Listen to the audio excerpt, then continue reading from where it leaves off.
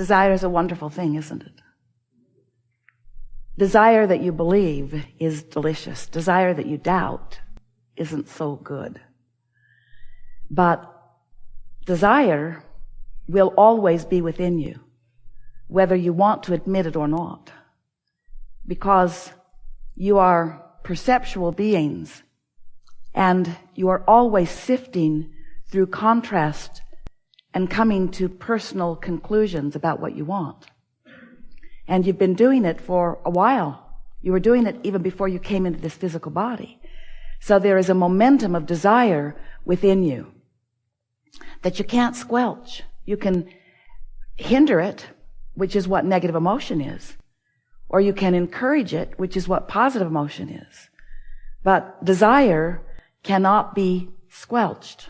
The momentum of it, the trajectory of it is too long in motion. It's the reason that you've come. You came into this physical body with full intention of sifting and sorting through variety, or contrast is another descriptive word, in order to come to your personal preferences. If you could accept that you are vibrational beings first and foremost, if you could accept that you are an extension of source energy and that only a part of you is here in this physical form, and that there's a larger non-physical part of you that you can sync up with anytime you choose to, that will give you a fuller, more delicious version of this life experience. And if you can accept that every time you sift contrast, you give birth to a rocket of desire which is gathered in a vibrational reality. We've been calling it your vortex of creation. A vibrational reality, a vortex filled with the desires that you have personally and precisely and accurately set forth for yourself. And that, this is the part we most want you to remember and practice and experience. Once that vibrational reality exists, and it does, that you can, with much greater ease than you've been allowing, bring it from a vibrational reality which you can sense into a full realization where you then can see it and hear it and smell it and taste it and touch it. Humans have been tripping over that movement from vibration into reality for a very long time. As you argue over your creationism, as you argue over the evolution of your planet, as you argue about where you came from or how you came to be. And we want you to understand that you were thought into being, as is everything that you experience thought into being. It's through the vibration, through the thought. Most humans don't think purposefully. But when you do, when you become a deliberate projector of your own thought, a deliberate thinker of your thoughts, a deliberate projector of your thought because you care about the vibrational compatibility of the thought that you're thinking and the desires that you hold, then you are a deliberate creator. And then life is really fun. And then you are truly unlimited. And until then, you're creating by default. You're observing all over the place. You're offering vibrations all over the place. You got a mixed bag going on. Good stuff comes to you. Bad stuff comes to you. You feel out of control. And then you set out, as so many humans do, trying to cast the blame on why this happened. Why did this happen to me? It must be because of you or you or you or this or that.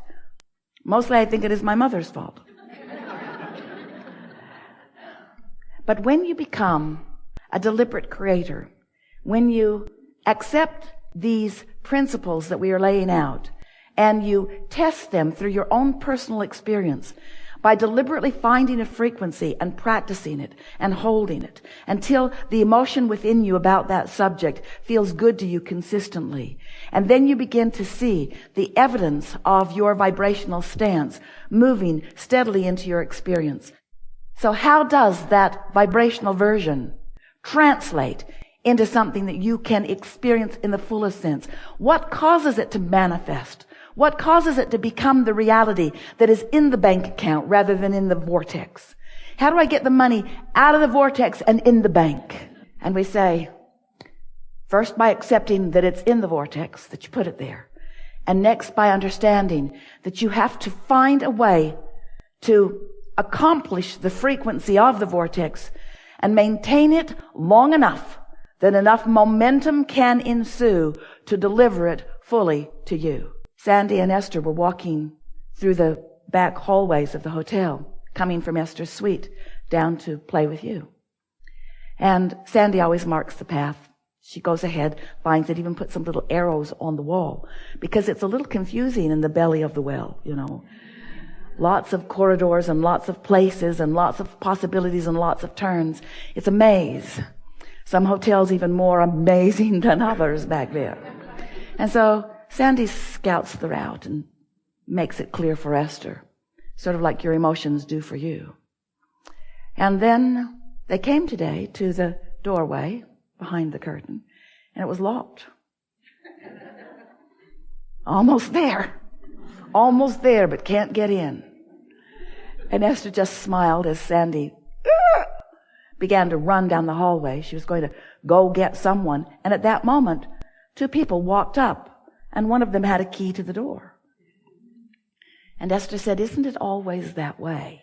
Isn't it always that way? There's always someone with a key to the door that you're standing at. Always, always, always, always, always. But you've got to be in the frequency to see them, to allow them. Most important, to rendezvous with them." That could have been different. The door could have been open as it usually is. But how fun it was to come to a door that was locked and 30 seconds later have it opened by someone who just came around the corner. And that's the thing that we want you to understand. Sometimes you stand there and you can't see the open path that you think you need. But we promise you, there's someone right around the corner with the key to the path. You just have to chill out. You just have to not worry so much about it. You have to not be concerned about locked doors, because there are no doors that are truly locked to you. And if we can convince you that a vibrational jump is what your work is, period, that law of attraction will bring all those with the keys. It's just the vibrational jump that you're looking for. The vibrational difference. An emotional countenance that is more like ease and flow and positive expectation and fun and exhilaration, rather than doubt and worry and fear and concern.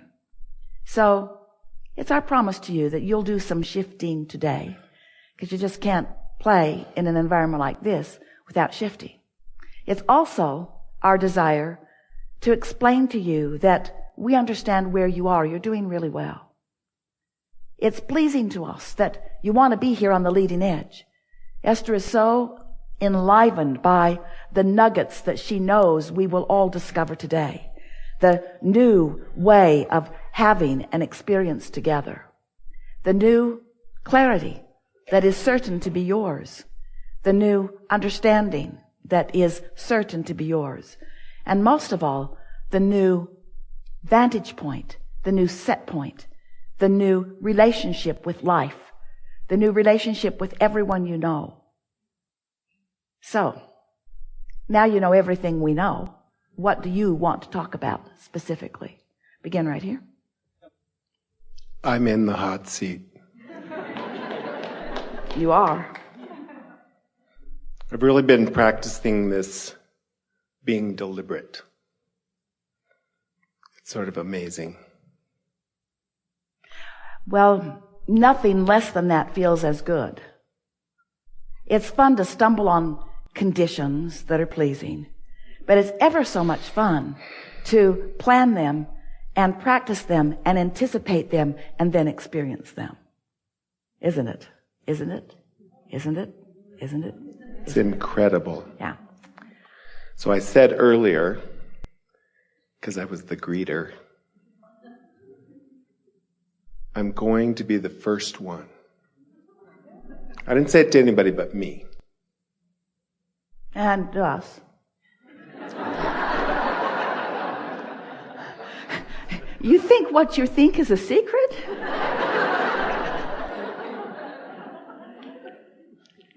So, I've been listening for a long time, been doing this thing for a long time, and I realized that I wasn't listening and I wasn't doing. So a year ago, I said, I have one goal, to be happy. Yeah. And I started, really after that. that puts everything in perspective, because when your intention and attention is upon the way you feel, now your attention is upon your vibrational climate, your point of attraction. It's upon where you stand, which is everything. Because the way you feel is the indicator of what you're doing vibrationally. And what you're doing vibrationally is everything about who you're rendezvousing with, the timing of it, how things are unfolding, your ability to realize it, your ability to translate it, your ability to be at the right place at the right time. Everything is contingent upon your point of attraction, which is evidenced by the way you feel. So a goal to be happy, that's the goal. That's the in the back door, inside work of living happily ever after. And when you think about it, isn't everything you want, whether it's an experience or a material object or a relationship, isn't everything that you want because you think you would feel better in the having of it? So when you decide to take control of how you feel, and you say, let's see, I could be happy or miserable. Let's see. I choose happy. It's not a hard decision. I choose happy. You figured it all out. Good for you. It's not to be missed. Yeah. So after I decided that, I was kind of messing with it. And I was like, okay, I won't foster a bad thought for more than 3 minutes. And then I got down to 2. And then I was like, wait a minute. She said 17 seconds. And I'm at 17 seconds now. I won't even 2 seconds. Someone asked the question the other day, how do I get rid of doubt? And we said, before you get it. Which is not the answer you want to hear. We know it's just irritating. But when you understand about momentum, and law of attraction is the reason for momentum. So once you get going on a thought that doesn't feel good, momentum ensues, doesn't it? And pretty soon you're remembering things from the past, and you're rendezvousing with others that have the same issues and complaints, and then you start creating new experiences that are evidence of the way you've been feeling. And so momentum gets going. And if you're not sensitive to how you're feeling early on, so you don't stop the momentum when it's easy in the early stages, as you are describing, but you let it get going, then there's really often not much you can do about it until something breaks the momentum, like going to sleep or meditating. Sometimes someone with a very strong energy can come into your experience and they can dominate it. And if you focus upon them long enough, your energy will shift. But you don't say it, but it's like you mean it. Abraham, I've fallen out of an airplane and I don't have a parachute, and could you please explain to me what my best course of action is now?